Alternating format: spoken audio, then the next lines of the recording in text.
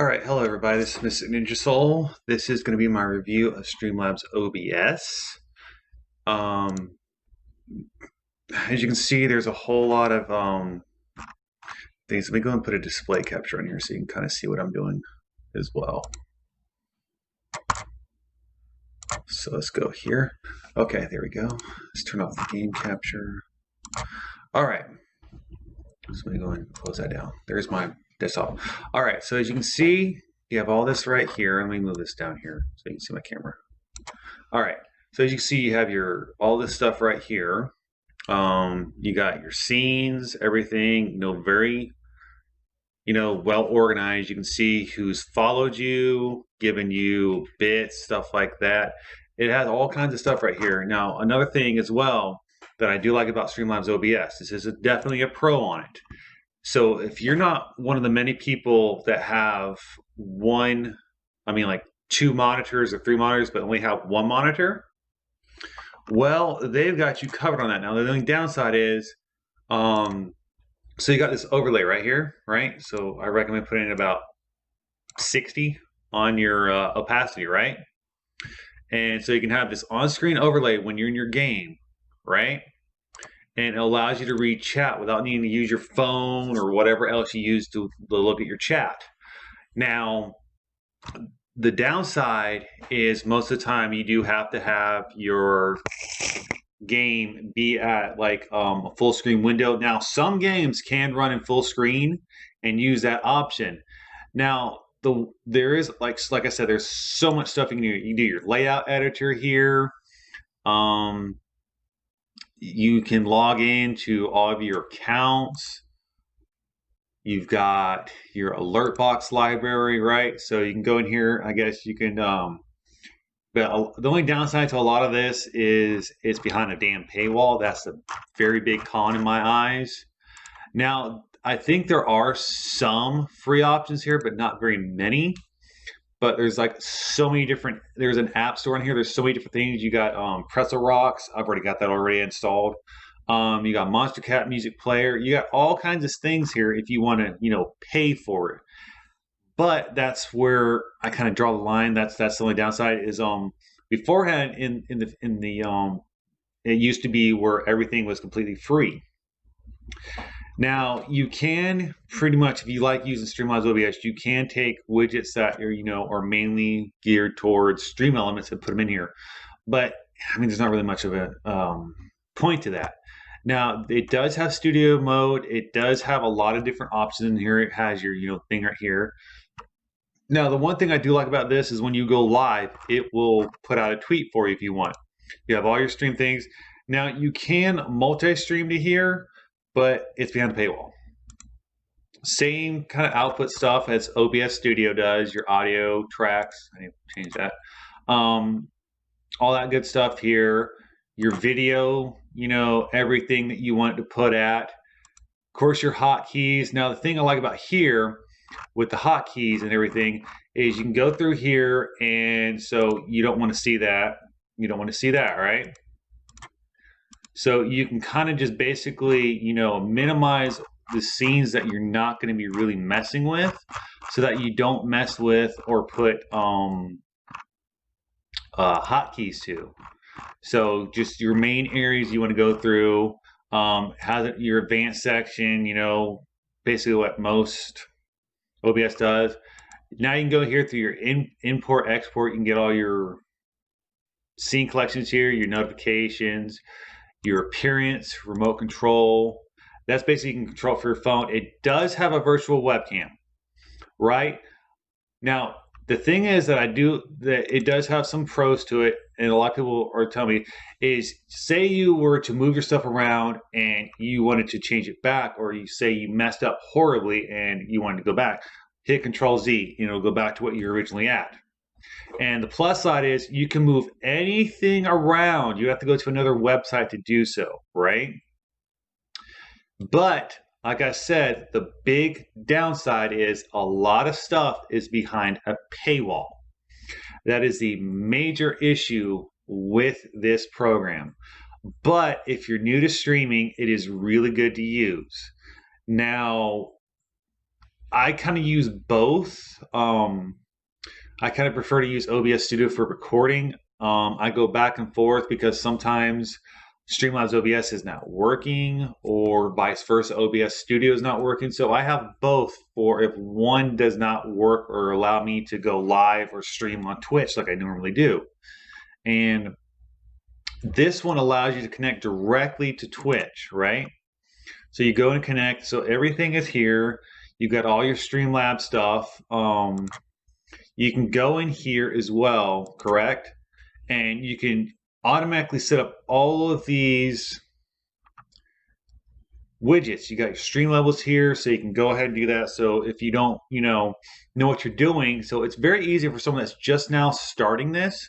You can get all this set up, good to go. You can get a bit goal, a donation goal, follower goal, tip, all that kind of stuff. Now, and then this one's new, OpenVR. I'm not entirely sure what it does. I guess for people that do VR. You got your audio output, your video capture device. So you can change all kinds of stuff in here, right? But like I said, there are quite a bit of things that are locked behind a paywall. And that's a big issue with a lot of people, a lot of content creators, a lot of streamers, is that when it was first out, it was perfectly fine. Everything was free. But ever since Logitech bought it, everything's behind that paywall. I mean, that's your prerogative if you want to do that. Now, their merch store is really good, but it's behind a paywall. That's the big issue I have with Streamlabs OBS. A lot of people, like I said, prefer to use it because it's so much easier. They don't have to sit there and go through a learning curve and learn how to do all these new things. You can do filters and such like that. You can do your green screen. You can set up a lot of things. Now, some other thing you can do is you can do selective recording on here. So say you're recording a video and you wanted to select, certain sounds and all that mess that you wanted to come through your streaming. You're good to go. Now, with the game capture and everything, it does have an automatic game capture. It works with some, doesn't work with others. So it's got some pros, like I said. It's very easy to set up. Your OBS is set up. You can move things around easily. You can hit Control-Z to undo what you've just done. Oh, my nose is itching. I'm sorry. But the biggest con is that a lot of the stuff is behind a paywall. So you have to pay a subscription of like $19.99 a month, or I forget what it is per year, for Prime membership. So if that's what you want to do to get all this stuff, that's your prerogative. Go for it. I mean, but in all honesty, there's just not a lot of stuff you can do with it. Not a lot of customization. It's got a lot of functions to it. That's a plus. That's a big plus. It's got some functions that I do like, but the fact that you cannot customize it that much and put a lot of plugins in it, that's a big no, because the plugins, they can increase your quality of life in a lot of ways. So this is going to be the end of my review on Streamlabs OBS. I'm going to be making a video here shortly on OBS Studio. There will be 2 different videos if you want to watch those. All right, take it easy, guys. Hello, everybody. This is Mystic Ninja Soul again. This is going to be my review on OBS Studio. This, you can use Stream Elements. Now, if you get the OBS.live plugin, you can automatically set it into here. I don't use it because, for me, it just kind of slows my scenes down, but that's just me. I don't mind having to go to the website. But what Stream Elements does is it gives you an option to log in directly to your Twitch account, right? It gives you these docs where you can see chat, see your recent events and everything. You can see who's tipped you. You can see your chat. You can change your game title. And the biggest pro in my eyes is there's so many different plugins for this program that it's just limitless what you can do. Now, granted, there are, a lot of things that it does not have. But the one thing I do like, however, is that it does have a lot of things. Like you can go in here and do different profiles. So say you stream on Facebook Gaming, you stream on Twitch, you stream on YouTube. Well, you can click on each different one, correct? And you can do the same thing with your profile. And you can go to your different scene collection on it. So I do like that. The one thing I do like about here as well that I have not noticed Streamlabs has, but I could be wrong, I might just missed it. It's got an auto configuration wizard. So it will go here and it will test what your stream can do, basically what your upload rate is, your bit rate, and it will automatically set that and give you the absolute best settings if you don't want to mess with it yourself. But a lot of people like to and prefer to mess with it themselves. So you can sit there and still set up your exact stuff, all your scenes exactly like you would on Streamlabs. But it's just a little bit more you can do on here compared, because like I said, there's a lot of different plugins you can do. Now it does use Stream Elements. So basically with Stream Elements, you just basically go in here. So say my overlay, for instance, you come in here, you go to your properties, and you basically just put in a browser source. Okay. Same amount of stuff you can do with settings. The only thing it does not have that I do like that Streamlabs has is that I'm going to change that. Is that basically you can go in here and it will on Streamlabs it will basically tweet out when you go live, but you can automatically connect to your accounts through here. You can change all your output. Now it's a little easier to change all your output stuff on here and everything. Now you can go from simple to advanced. All your things are here. Your audio's here as well. Video settings and your hotkeys. Now the only difference with here compared to Streamlabs is you can't minimize certain things that you don't want to use, right? And everything. So the advanced section is a little smaller than it is on Streamlabs, but overall, Stream Elements in OBS Studio, you get more of a better performance on it. You can kind of make your stream look a lot cleaner. Now, the only big downside that I don't like, so say you're using Stream Elements and you want to move, like, say, your camera stuff around. Well, you got to go to the website in order to do that. You can't just do it on the program itself. And that's a bit of a con, because you got to get through extra steps. You got to move your stuff on the fly, whereas with Streamlabs, you can move it on the fly. But there is a lot of things on here. Now, there's a big pro that Streamlabs has. It has a lot of free overlays, widgets, and alerts that you can put on here without being on a paywall. It does have a merch store, but it's very limited, but it is free. So, I mean, if that's what you want to go through, it's your prerogative. It also has something called SE Pay, which basically, unlike Streamlabs, say someone donates to you and they decide later on, oh, I change it on the donation so they can do a chargeback. Well, with SE Pay, if they've donated to you, they can't issue a chargeback on you. So whenever you're on here, you need to let your chat know when they tip. That when they tip, you better be sure you want to do it, because they cannot do chargebacks if it goes through SE Pay. Now, you can do stinger transitions on here as well.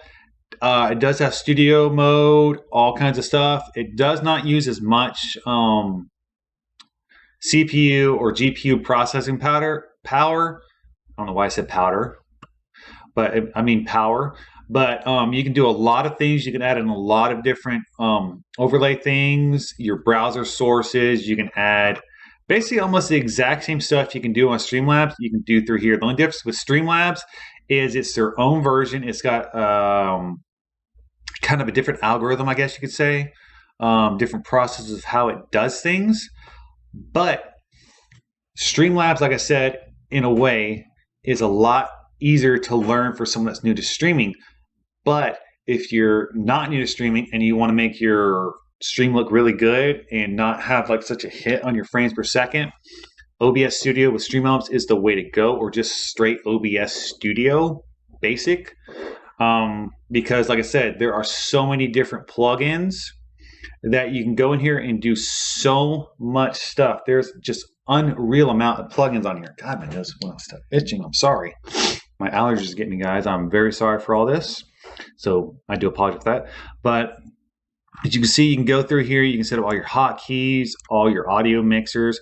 Now, the thing that I don't like about OBS Studio, so say you mess up on something you put here, you cannot go and hit Control Z, and you cannot do the selective audio like you can on Streamlabs or like doing videos and such like that.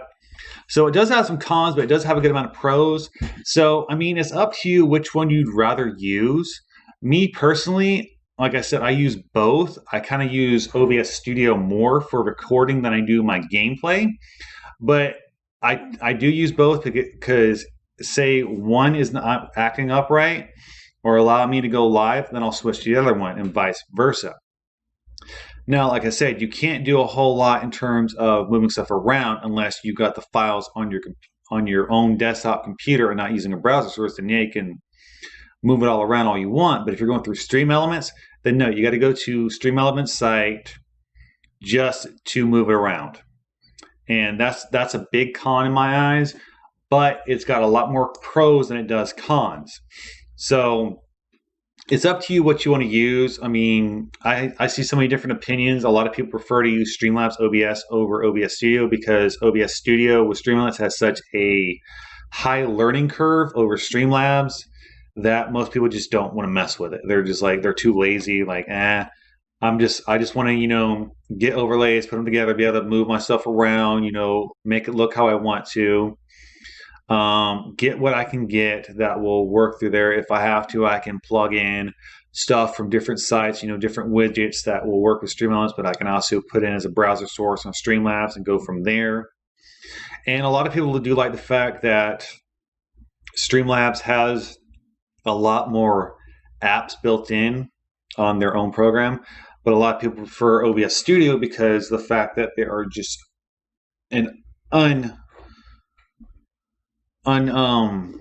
don't know what the word I'm thinking about, but they're just a crap load of plugins that you can do to change so much stuff, add more quality of life things to this program. But it does take a bit for it to get new updates out. And some of the updates are just like, really?